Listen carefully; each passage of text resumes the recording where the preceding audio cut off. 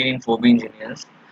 हम ऑटोमोबाइल का एक नए टॉपिक को, एक नए सीरीज को हम स्टार्ट करने जा रहे हैं, that's called automobile electrical and control system. हम इस पर डिस्कस करेंगे। तो सबसे पहले हम क्या क्या डिस्कस करने वाले हैं इस सीरीज में, इस चैप्टर में, आप सबसे पहले वो देख लीजिए। उसके बाद हम स्टार्ट करते हैं लेक्चर्स। ये सिर्फ मैं इंट्रोडक्शन के लिए ये वीडियो बना रहा हूँ कि हम क्या क्या टॉपिक डिस्कस करेंगे और क्यों हमें ऑटोमोबाइल इलेक्ट्रिकल और या कंट्रोल सिस्टम है उसका पर्पस क्या है, क्यों यूज कर रहे हैं और इन ऑटोमोबाइल में, ये हम थोड़ा सा यहाँ पे देखेंगे एज ए इंट्रोडक्टरी वीडियो। ठीक है, तो जब मेजर पार्ट अगर देखा जाए,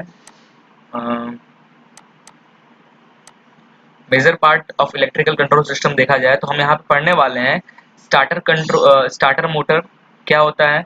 स्टार्टर मोटर वही जो इंजन को स्टार्टिंग में क्रैंकिंग करता है, जो क्रैंकिंग बोलते हैं ना, फर्स्ट स्टार्टिंग जिसको बोलते हैं क्रैंकिंग करना।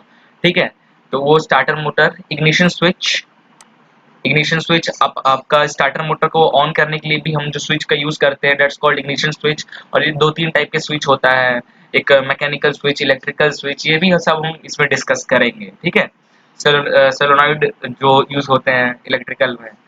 बैटरी बैटरी सबसे इंपॉर्टेंट पार्ट होता है किसी भी ऑटोमोबाइल के इलेक्ट्रिकल एंड कंट्रोल सिस्टम में, क्योंकि बैटरी नहीं रहा तो कोई भी इलेक्ट्रिकल सिस्टम या जो कंट्रोल सिस्टम है वो वर्क नहीं करेगा। तो बैटरी कह सकते हैं जान है अपने ऑटोमोबाइल का।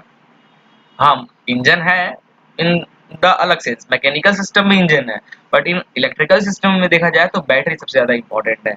हॉर्न सर्किट या हॉर्न सिस्टम कैसे काम करता है, उसकी वायरिंग वगैरह कैसे करती है, विंड स्क्रीन वाइपर कैसे काम करता है, उसकी वायरिंग कैसे करते हैं, लाइट सिस्टम की वायरिंग कैसे करते हैं, वो काम कैसे करता है, ये सब हम डिस्कस करेंगे। Seventh one is starting motor drive system. Okay, इस मोटर को भी स्टार्ट करने के लिए कुछ ड्राइव सिस्टम वगैरह हम यूज करेंगे। जो स्टार्टिंग मोटर है यही क्रैंकिंग के लिए जो हम यूज करेंगे, उसके में भी हम जो ड्राइव सिस्टम यूज करेंगे उसके बारे में भी हम देखेंगे। इलेक्ट्रिकल फ्यूल टैंक इंडिकेटर, और यहाँ पे हम इलेक्ट्रिकल के साथ साथ हम मैकेनिकल फ्यूल टैंक इंडिकेटर वो दोनों देखेंगे, मतलब कितनी फ्यूल आपकी गाड़ी में है उसको इंडिकेट करना। ये भी हमारा एक इलेक्ट्रिक कंट्रोल सिस्टम में आता है। ठीक है, स्पीडोमीटर कंस्ट्रक्शन, गाड़ी किस स्पीड से चल रही है, जो आपको स्पीड दिखती है उसकी सर्किट कैसे की जाती है। और बैटरी चार्जिंग सिस्टम। तो ये ओवरऑल कुछ पॉइंट्स हम आगे सीरीज में देखेंगे। क्लियर है ना? अगर हम बात करें क्या जरूरत पड़ गई हमें ये इलेक्ट्रिकल एंड कंट्रोल सिस्टम की पढ़ने की, तो भाई बहुत कुछ जरूरी है।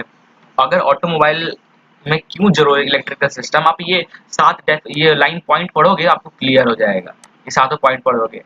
पहला पॉइंट देखिए, to generate electricity from charging. सही बात है, आपको इलेक्ट्रिसिटी जनरेट करना होगा। जाहिर सी बात है, अगर इलेक्ट्रिकल सिस्टम आप ऑटोमोबाइल में यूज कर रहे हैं तो आपको इलेक्ट्रिसिटी तो चाहिए ही चाहिए।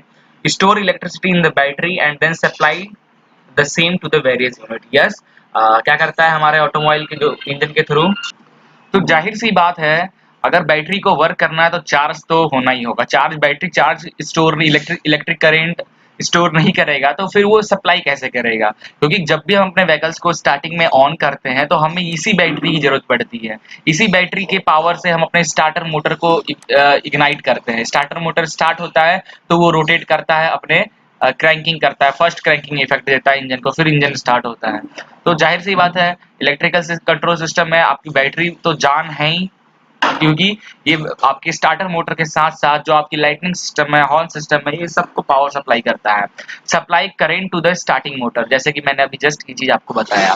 Supply current to ignition coil for producing spark. Yes, ये सबसे ज्यादा अगर आपका डीजल इंजन है, सॉरी पेट्रोल इंजन अगर आप यूज कर रहे हो तो उसमें स्पार्क चाहिए, क्योंकि स्पार्क के डीजल इंजन तो है नहीं कि आप कंप्रेस करके आप बर्न कर ले रहे हो अपने फ्यूल को। यहाँ पे अगर पेट्रोल इंजन है, पेट्रोल इंजन में स्पार्क चाहिए ही चाहिए फ्यूल को बर्न करने के लिए। तो स्पार्क कहाँ से प्रोड्यूस होता है? इसी बैटरी, इसी इलेक्ट्रिकल करंट से। ठीक है, supply current to the lightning system. तो इलेक्ट्रिकल सिस्टम क्यों जरूरी है हमारे ऑटोमोबाइल में, क्योंकि ये it can also supply the current for the lightning system. It can also supply the current to horn and dashboard instrument and the control gauge, and also supply power to the various other electrical accessories. Clear है? तो ये कुछ important points थे जो starting introduction में आपको ये जानना होगा, और एग्जाम्स में भी कभी कभी पूछ देता है पर्पस एंड थोड़ा बहुत, तो आप इसमें ये सारे पॉइंट्स को आप लिख सकते हो। क्लियर है? नेक्स्ट वीडियो से हम वन बाय वन ये सारे टॉपिक्स को हम डिस्कस करेंगे।